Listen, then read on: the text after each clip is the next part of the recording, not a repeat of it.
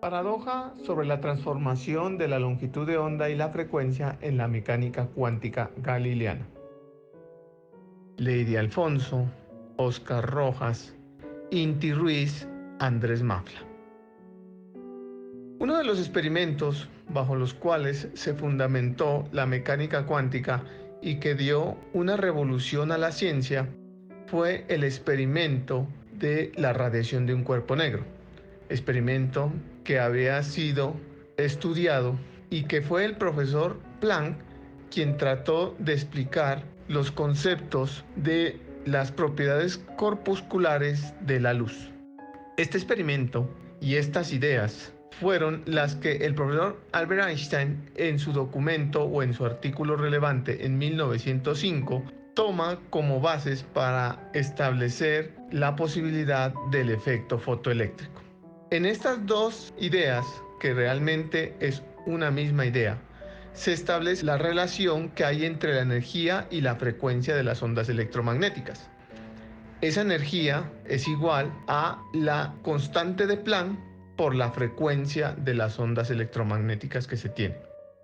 Otra de las ideas importantes que fundamentó la mecánica cuántica en sus primeros inicios fue la establecida por el profesor Louis de Broglie, en la cual en su tesis doctoral establece la posibilidad de las ondas de materia. Él define que todas las partículas tienen asociadas una longitud de onda. Por ejemplo, para un electrón que tiene una energía de 2.5 kiloelectronvoltios, su longitud de onda es de 24.5 por 10 a la menos 12 metros. Este valor es equivalente a la longitud de onda de rayos X si se tratara de ondas electromagnéticas.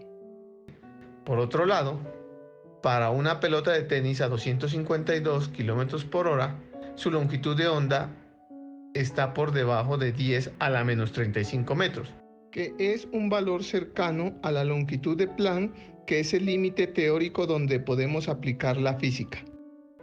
Finalmente, uno de los experimentos que ayudó a resolver todas estas inquietudes fue el experimento de la difracción de los electrones, en la cual se pudo evidenciar que los electrones se podían comportar a la vez como ondas. Por ejemplo, en esta diapositiva podemos ver cómo se forman unos anillos concéntricos debido precisamente a la difracción de los electrones. Este experimento es tomado de los ensayos que se hacen en los laboratorios de física moderna de la Universidad Nacional de Colombia. Transformaciones de Galileo. Son un conjunto de transformaciones que incluyen rotaciones, desplazamiento espacial, incluyen traslaciones temporales y los boots de Galileo. Para nuestro ejemplo, donde se consideran las relaciones de Broglie y la relación de Einstein-Planck, vamos a considerar el desplazamiento espacial, o sea, x' va a ser igual a x del sistema de referencia inicial más la velocidad relativa por el tiempo. No vamos a considerar traslaciones temporales, es decir, t' va a ser igual a t, y vamos a considerar boots de Galileo, es decir, la velocidad prima va a ser igual a la velocidad del sistema de referencia inicial más la velocidad relativa. Las transformaciones de Galileo dejan invariantes algunas leyes y cantidades importantes para la física. Tal es el caso de las leyes de Newton, en donde la fuerza, la masa y la aceleración son invariantes ante transformaciones de Galileo. También las posiciones relativas entre partículas son invariantes ante transformaciones de Galileo, la conservación del momento y la energía son invariantes y las fases. Ahora vamos a considerar las transformaciones de las variables P, momentum, longitud de onda lambda, E, energía y F, frecuencia. Para la transformación de la energía, vamos a considerar que E' va a ser igual a E del sistema de referencia inicial más el momentum primado por la velocidad relativa menos 1/2 de la masa por la velocidad relativa al cuadrado. En este caso, entonces, estamos observando que E no es invariante ante transformaciones de Galileo. Lo mismo para el momentum P, transformado a ser P' va a ser igual a P del sistema de referencia inicial más la velocidad relativa por la masa.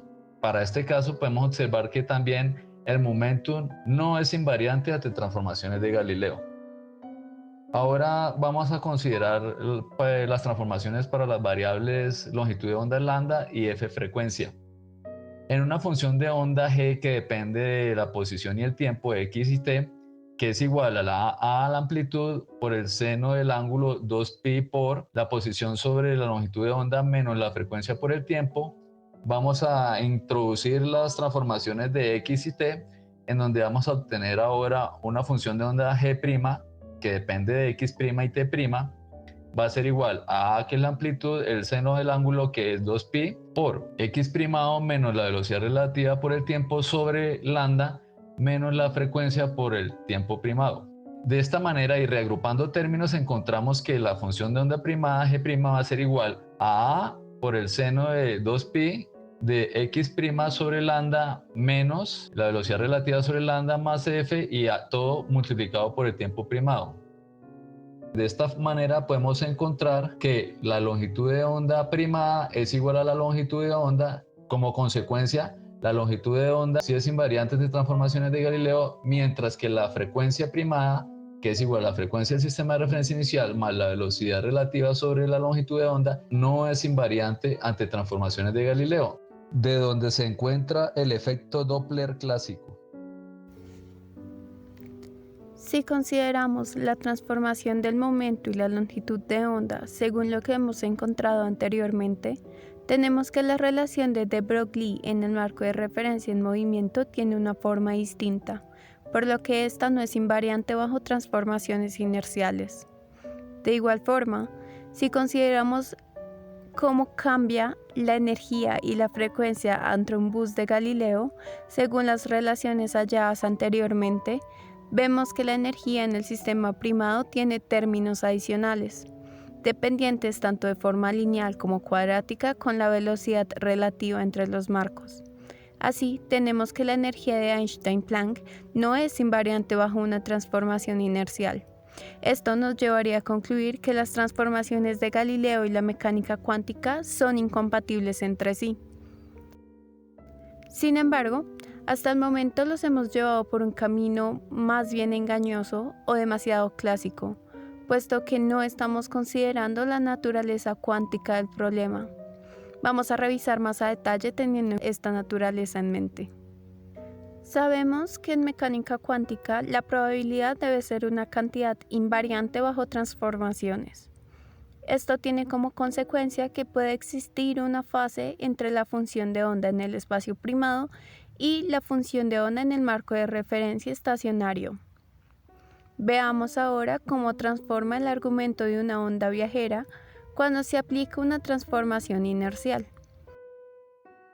Si escribimos esta expresión en términos de la velocidad y posición en el marco primado y usamos las relaciones que existen entre estas y las cantidades no primadas y la velocidad relativa entre los marcos, somos capaces de llegar a la misma expresión kt menos omega t más una expresión adicional que depende de la velocidad relativa, el tiempo y la posición, que podemos interpretar como el término de fase.